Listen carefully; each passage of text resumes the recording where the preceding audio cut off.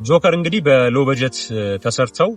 በጣም አነጋጋሪ ከሆኑና ብዙ አይነት ሽልማቶችን ከወሰዱ ፊልሞች መካከል ነው። በአይ ቲንክ በ2019 የወጣ ፊልም ነው። ከዛ ውጪ በቶድ ፊሊፕስ ዳይሬክት የተደረገ ፊልም ነው። ዮአኪም ፊኒክስ መሪ ተዋናይ ሆኖ ጆከርን ሆኖ ይጫወታል። ከዛ ባሻገር ደግሞ ፊልሙ ያው ሳይኮሎጂካል እንደመሆኑ መጠን ብዙ አይነት ስነልቦናዊ ጉዳዮችን ያነሳል ማለት ነውና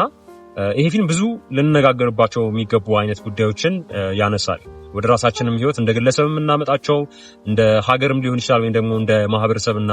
እንደ ሶሳይቲ ወደ ውስጣችን እንድንመለከት የሚያደርጉንን አይነት ሐሳቦች ያነሳል ማለት ነው። የመጀመሪያው ሐሳብ ምንድነው? በከተማና በግለሰቦች መካከል ያለውን ግንኙነት ሊያሳየን ይችላል። ለምሳሌ አንድ ከተማ ኮራፕትድ የሆነ እንደ ጎታም የሆነ በጣም ኮራፕትድ የሆነ አይነት ሲቲ መሪዎቹ ለማህበረሰባቸው ወይም ደግሞ ለሚገዙት ህዝብ ብዙ የማይጨነቁ ወይም ደግሞ ታች ያለውን የማህበረሰብ ክፍል እንደ አርተር ፍሌክ ያሉ አይነት ሰዎችን በሳይኮሎጂካልም ጉዳይ ሊሆን ይችላል፣ ኢኮኖሚካሊም ሊሆን ይችላል በጣም ስትራግል የሚያደርጉ አይነት ገጸ ባህሪዎችን ወይም ደግሞ ግለሰቦችን ኖቲስ የማያደርግ አይነት ሲስተም ባለበት ቦታ ውስጥ እንደ አርተር ፍሌክ ያሉ ሰዎች ወደ ምን አይነት የህይወት አቅጣጫ ሊደርሱ እንደሚችሉ ያሳያል ማለት ነውና የመጀመሪያው መንገድ ምንድነው? ስርቆት በበዛበት ወይም ደግሞ ምንም አይነት ሞራል ገቨርን የሚያደርጉ አይነት ነገሮች በሌሉበት አይነት ስፍራ ላይ ግለሰቦች የራሳቸውን አይነት ቫልዩ ሴት ያደርጋሉ። ህግ በማይሰራበት ቦታ ላይ ግለሰቦች ራሳቸው ነፃ አውጪ ይሆናሉ፣ ራሳቸውን በራሳቸው ይሾማሉ። በሆነ መንገድ የስርዓት መናድን ሊያሳይ ይችላል ማለት ነውና ከተማዋ ስትታመስ የምናገኛት የተለያዩ አይነት አይጦች ነዋሪዎቹን ሲያስቸግሩ ነው የምንመለከተው። ያም ማለት ነው በብዙ አይነት መንገድ ኮራፕትድ የሆነ ሲቲ በመሆኑ ምክንያት በቃ የበሰበሰ አይነት ከተማ መሆኑን እንድንረዳ ያደርገናል በውክልናው ማለት ነውና ሶሳይቲ ወይም ደግሞ ማህበረሰብ እኔን ይረዳኛል ወይም ደግሞ እኔን በጥሩ መንገድ ሊያስተዳድረኝ ይችላል ብሎ የሚያስበውን አይነት መሪ ሳያገኝ ሲቀርና ወደ ውስጥ መመልከት ሲጀምር ወይም ደግሞ ለቫዮለንስ ሊሆን ይችላል ወይ ደግሞ አንዱ ባንዱ ላይ በሚያውቀው ሰው ላይ እንዲነሳ በተለያዩ አይነት የማህበራዊ ግልጋሎት በሚሰጡበት ቦታዎች ላይ ራሳቸውን ፕሮቴክት ማድረግ የማይችሉ ሰዎች አቅም ባላቸው ሰዎች ጉልበት ባላቸው ወይም ደግሞ መሳሪያ ባላቸው ሰዎች እንዴት ሊጠቁ እንደሚችሉ ፕላስ ደግሞ የተማሩ ናቸው የሚባሉ ሰዎች ወይም ደግሞ ገንዘብ ያላቸው ሰዎች የራሳቸው ህግ አውጪ ራሳቸው ህግ አስፈጻሚ የሚሆኑበትን አይነት ኢንቫይሮንመንት ሲፈጥሩ እንመለከታለን ማለት ነውና በአንጻሩ ደግሞ እንደ አርተር ፍሌክ ያሉ አይነት ሰዎች አሉ። በራሳቸው ተከራይተው ወይም ደግሞ በራሳቸው አቅም ሊኖሩ በሚገባቸው እድሜ ላይ ከእናታቸው ጋር አብረው ሆነው በቤት ውስጥ ታማሚም ሰው ካለ ያንን ሰው እያስታመሙ ራሳቸውም ደግሞ ሳይኮሎጂካሊ ብዙ አይነት እክል ካለባቸው ደግሞ ያንን ማኔጅ ለማድረግ የተለያዩ አይነት በነፃ የሆኑ ወይም ደግሞ መንግስት ፕሮቫይድ ሊያደርጋቸው የሚገቡ አይነት የጤና ሲስተሞችን እንኳን አክሰስ ማድረግ በማይችሉበት አይነት ሁኔታ ውስጥ ሆነው ስትራግል ሲያደርጉ እንመለከታለንና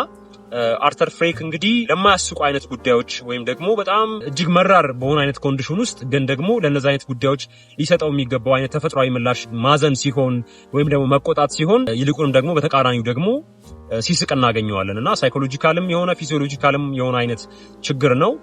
በጣም የሚያስቆጣ አይነት ነገር ወይም ደግሞ እጅግ መራር የሚሆንበት አይነት ጉዳይ ላይ ሲደርስ ለነገሮች የሚሰጠው ምላሽ መሳቅ ይሆናል ማለት ነውና በእንደዛ አይነት ኮንዲሽን ውስጥ ነው ያለው። ግን ማህበረሰቡም ሊሆን ይችላል በዙሪያውም ያሉ ሰዎች አንደርስታንድ ሲያደርጉት አናገኘውም ማለት ነው። ከሱ በእድሜ በጣም ያነሱ ልጆች ራሱ ሲመቱት ሲደበድቡት ራሱንም ደግሞ ማስጣል ሲያቅተው እናገኘዋለን ማለት ነውና በዙሪያ ያሉ ሰዎች ወይም ደግሞ በጤናም አይነት ሲስተም ውስጥም ያሉ የጤና ባለሙያዎችም ችግሩን ሊሰሙት ሲገቡ ይልቁንም ደግሞ ሁሉም ሰው የተቸገረበት ጊዜ ስለሆነ ሁሉም ሰው ራስ ወዳድ የሆነበትና ራሱን ለማትረፍ ወይም ደግሞ የሰርቫይቫል አይነት ሞድ ላይ ያለበት ሁኔታ ውስጥ ስላለ ማንም ሰው እሱ ስለሚያወራው ችግር ወይም ደግሞ ስለሱ ፐርሰናል ነገር ወይም ደግሞ በህይወቱ ሊሆን ይችላል ድሪሜ ነው ብሎ ፐርሱ ሊያደርገው የሚፈልገውን ነገርም ለሚሄድበት ርቀትም ደግሞ ብዙ ሰዎች በዙሪያ ያሉ ሰዎች ግድ የሌላቸው ፐርሰናል ነገሩንም ህመሙንም ስቃዩንም ደግሞ ሲያወራ ደግሞ ጆሮአቸውን የማይሰጡት ሰዎች ናቸው በዙሪያው ያሉትና ቀስ በቀስ ግን ይሄ ካራክተር ደግሞ የራሱን የሆነ አይነት ማስክ ወይም ደግሞ የራሱን አይነት የሆነ ፐርሶና ጆከር የተባለውን አይነት ፐርሶና ዲቨሎፕ ለማድረግ ሲገደድ እናየዋለን ማለት ነው። ያም ደግሞ ምንድነው ለራሱ መቆም ስላለበት በቀደመው ማንነት ውስጥ ወይም ደግሞ በሶሳይቲ ውስጥ ማህበረሰቡ በተቀበለውና ማህበረሰቡ ጀጅ በሚያደርገው አይነት ካራክተሩ ሊቋቋመው ከሚችለው በላይ ሆኖበታል። ህፃናት ልጆች ይመቱታል። ፕላስ ደግሞ ባቡር ውስጥም ሊሆን ይችላል የተለያዩ ቦታዎች ላይ የሚያያቸው ነገሮች ምናምን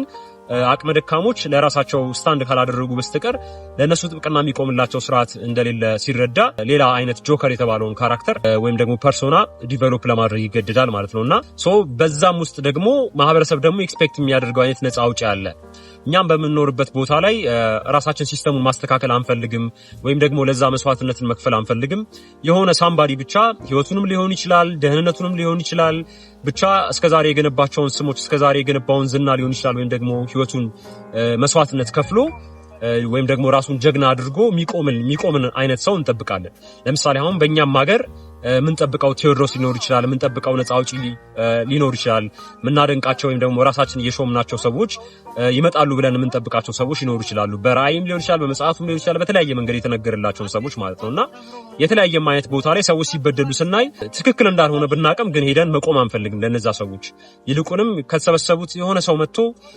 ሊቆም ይችላል ወይም ደግሞ ሊያስጥል ይችላል ብናስባለንና አርተር ፍሌክም ደግሞ ጆከር የተባለውን ፐርሶና ዲቨሎፕ ባደረገበት ሰዓት ላይ ለተበደለች ለአንዲት ሴት ይቆማል ሶስት ሰዎችን ባስ ውስጥ ያሉ ሰዎችን ተኩሶ ይገላል ከዛ ደግሞ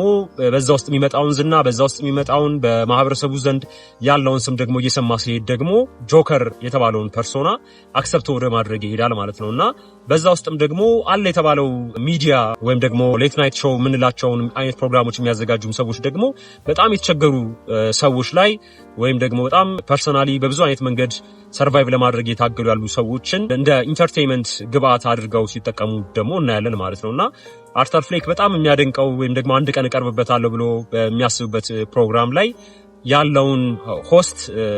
በመጨረሻም ሲገድለው እንመለከታለንና ያንንም ደግሞ የሚያደርገው ላይቭ ኦን ቴሌቪዥን ነው ያንንም በማድረጉ ሂደቱም ውስጥ ደግሞ ሶሳይቲ እንደተጠቀመ ሊሆን ይችላል ወይ ደግሞ እንደሱ ያሉ የተጨቆኑ ሰዎችን ነፃ ለማውጣት ያደረገው አይነት ጥረት እንደሆነ እንረዳለን ማለት ነውና